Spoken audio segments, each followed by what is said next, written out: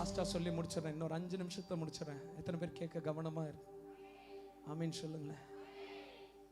லாஸ்டா லூசிஃபரை டிஸ்மிஸ் பண்றாருன்னு வைங்க, இல்ல டீ ப்ரோமோட் பண்றாருன்னு வைங்க, இல்ல டிஸ்ட்ராய் பண்றாருன்னு வைங்க, என்ன வேணா பண்ணுங்க. லூசிஃபரை எட்டி வச்சுறாரு ஆண்டவர், கீழே போயிடு. சாத்தானு ஆராதனை இடத்துல ஒருத்தர் தான் இருக்கணும், அது நான் மாத்திரம்தான்.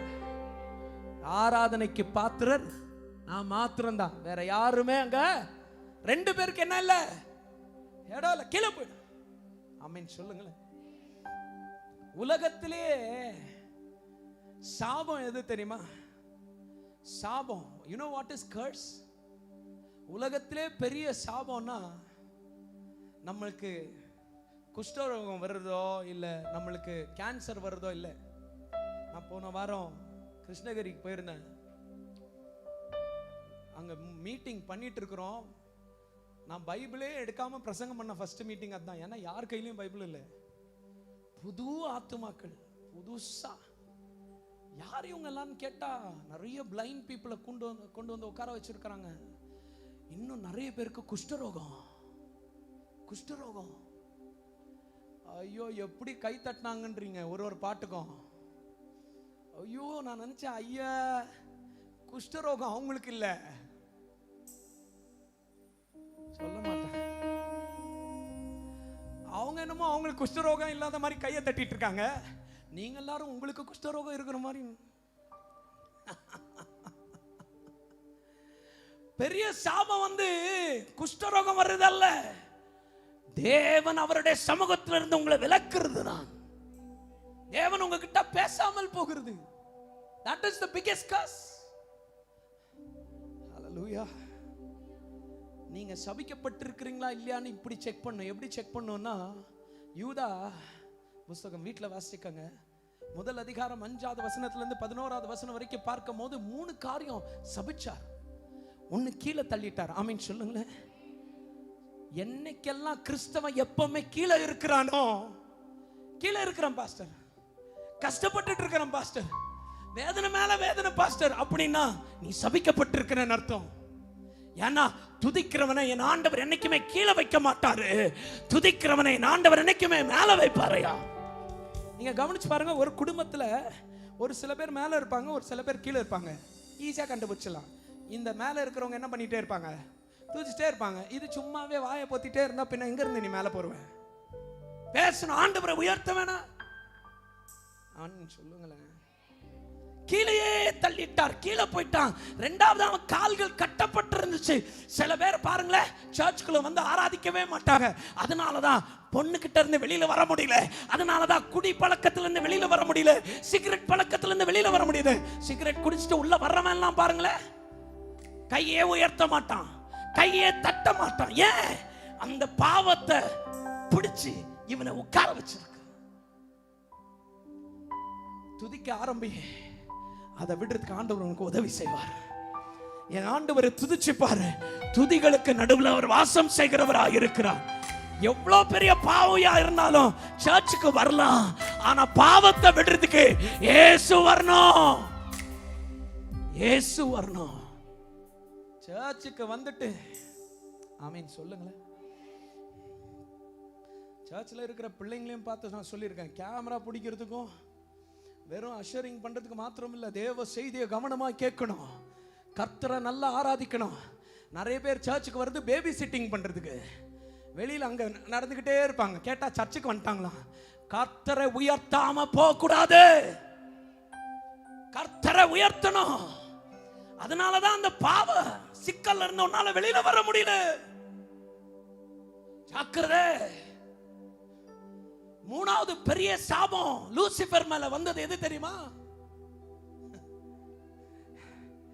பக்கத்துல இருக்கவங்க கையை பிடிச்சு சொல்லுங்க, நீங்க கத்துனீங்கன்னா நானும் கத்துவேன். பைபிள் சொல்லுது, சந்தோஷமா இருக்கிறவர்களிடம் சந்தோஷமா இருங்க. ஆமீன் சொல்லுங்களேன். ஹல்லேலூயா. உங்க பக்கத்துல இருக்கிறவங்க நீங்க ஹாலே அப்படின்னும் போது அவங்க லூயா அப்படின்னாங்கன்னா நீங்க கரெக்டான ஆள் பக்கத்துல உட்கார்ந்துருக்கீங்கன்னு அர்த்தம். நீங்க ஆளே அப்படின்னும் போது அப்படின்னு சில பேர் கேட்டா ஆவிக்குரிய முதிர்ச்சியாமா, முதிர்ச்சியாவது அண்ணாங்கட்டியா, அது இல்ல ஆவிக்குரிய முதிர்ச்சி. ஆவிக்குரிய முதிர்ச்சி வந்தா சைலண்டா இருக்கிறவன் இல்ல, ஆவிக்குரிய முதிர்ச்சி வந்தா எல்லாரை விட அதிகமாய் கத்தி ஆண்டவரை உயர்த்துகிறவன், அது ஆவிக்குரிய முதிர்ச்சி. That is your maturity in Christ. Hallelujah. வளர்ந்தவங்களை ஈஸியா கண்டுபிடிச்சலாம். நம்ம சர்ச்ல நல்லா துள்ளுவாங்க ஆராதனையில, அவங்க தான் வளர்ந்திருக்கிறாங்க. ஆமென். நல்லா கையை தட்டி கர்த்தரை ஆராதிப்பாங்க, அவங்க தான் வளர்ந்திருக்கிறாங்க. ஹல்லேலூயா. இயேசு எனக்கு ஜீவன் தந்தாரு, இயேசு எனக்கு ஜீவன் தந்தாரு, இயேசு எனக்கு ஜீவன் தந்தாரு, இயேசு எனக்கு ஜீவன் தந்தாரு. துதி பாடல் நான் பாடி இயேசுவை என்றென்றும் வாழ்த்திடுவேன். இப்போ உங்க பக்கத்துல ஒன்னு இருந்துச்சுல, எப்படி கை தட்டுச்சுங்க மாத்திரம் பார்க்கணும் நீங்க.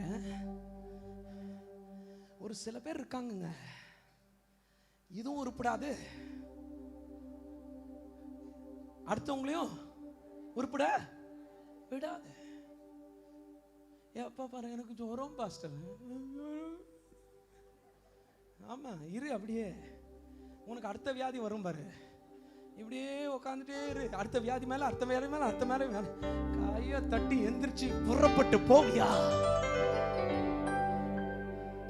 பேதுரும் யோவானும் போய் அலங்கார வாசல் கிட்ட இருக்கும் போது ஒரு பிச்சைக்காரன் இருக்கிறான், காசு கேட்கிறான். அதுக்கு பேதுரும் அவங்களை பார்த்து சொல்றான், என்கிட்ட பொண்ணும் பொருள் இல்ல, ஆனா இயேசுவின் நாமத்தினால எந்திரிச்சு நடனு. அவன் எப்படி நடந்தானா பைபிள் சொல்லுது. தேங்க்யூ அப்படியா நடந்தான்? அவன் துள்ளினான், அவன் குதிச்சான், அவன் ஆடினான், அவன் பாடினான். தேவன் விடுதலை ஆக்கும் போது விடுதலை மெய்யாவே விடுதலை ஆவாய். நீ மனசால விடுதலை ஆகலையே. இந்த லூசிபர் ஆவி மாதிரியே உன்கிட்ட ஒரு ஆவி இருக்குது. இவன் கெட்டது பத்தாதுன்னு பரலோகத்துல இருக்கிற 1/3 ஆன ஏஞ்சல்ஸை கெடுத்து விட்டான். போய் பேசியிருக்கான் பாருங்களேன். ஹல்லேலூயா, ஹல்லேலூயா. ஒரு சில பேருக்கு பக்கத்துல போய் உட்கார்ந்துடவே கூடாது. அதுவும் கையை தட்டாது, தட்டுற நம்மளை ஒரு மாதிரி பார்க்கும். பார்த்துருக்கீங்களா? தட்டுற நம்மளை இப்படி பார்க்கும், என்னமோ நம்ம என்னமோ தப்பு பண்ற மாதிரி. தப்பு அவங்க பண்ணிட்டு இருக்காங்க கை தட்டாம, நம்ம தப்பு பண்றோம் இப்படி பார்க்கறது. ஹல்லேலூயா. நெக்ஸ்ட் டைம் அப்படிப்பட்ட ஆளுங்க பக்கத்திலே உட்காராதீங்க. நல்லா உற்சாகமா இருக்கிற ஆள் பக்கத்துல உட்காருங்க, அங்க இருக்கிற கரண்ட் இங்க பாஸ் ஆகும். ஆமென் சொல்லுங்களேன். எத்தனை பேர் என் கூட இருக்கிறீங்க?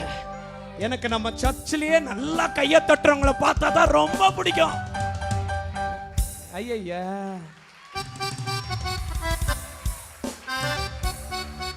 அதுவும் நான் பாட்டு பாடும் போது சத்தமா ஓன்னு கத்தி பாடுவாங்க பாருங்க, அவங்களை எனக்கு ரொம்ப பிடிக்கும். ஹல்லேலூயா.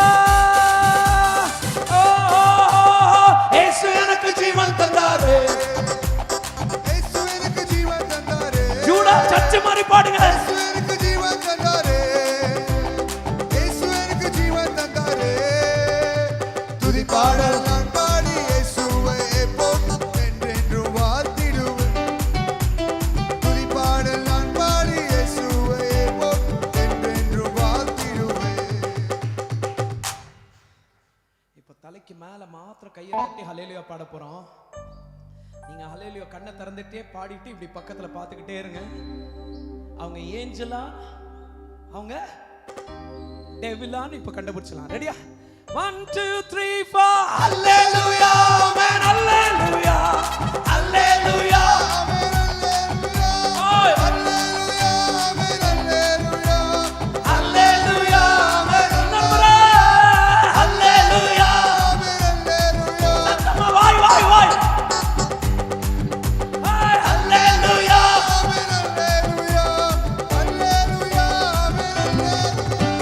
தலைக்கு மேல தட்டி ஆண்டவரை உயர்த்தி ஆமென். ஹல்லேலூயா. எத்தனை பேர் ஆமென் சொல்றீங்க?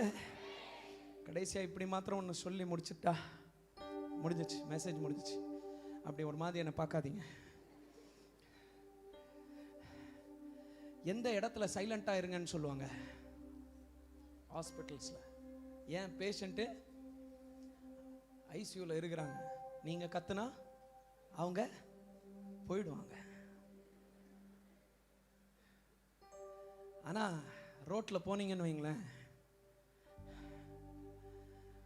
ஒரு லாரிக்கு பின்னாடி போட்டிருப்பான் சவுண்ட் ஹார்ன். அப்படின்னா என்ன அர்த்தம்?